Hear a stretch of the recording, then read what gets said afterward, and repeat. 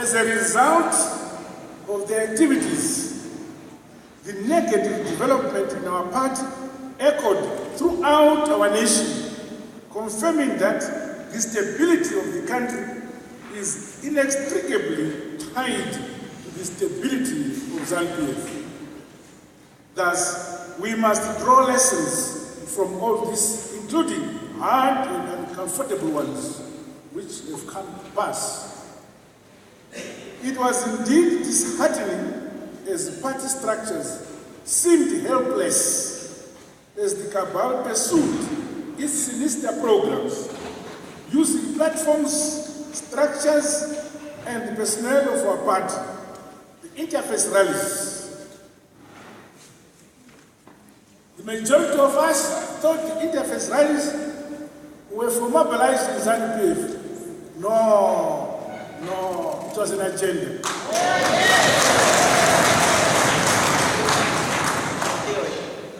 They undermined party rules and procedures while pretending to be upholding and defending them. They undermined the leadership of the party while pretending to love and defend it. Their program, therefore, was one of subverting the party from within. A key lesson to draw from all this is how important it is to remain vigilant in the party.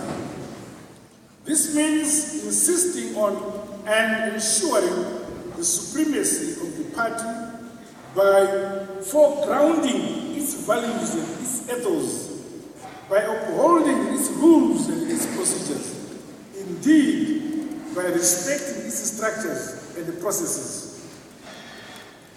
All these must reign supreme at all times, taking precedence over individual status, wishes, or predilections.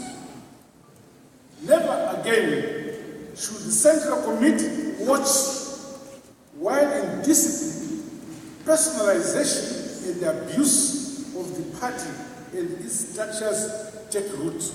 This should never again happen.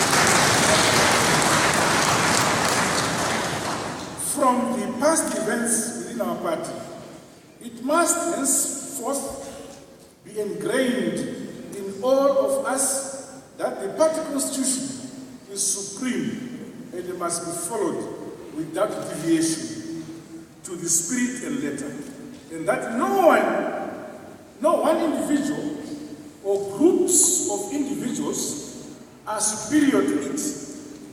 The Constitution is the soul of our party, a straitjacket that proves our behavior and conduct of members. It molds us so that we do not break, for it gives us shape and a form in terms of our evolution.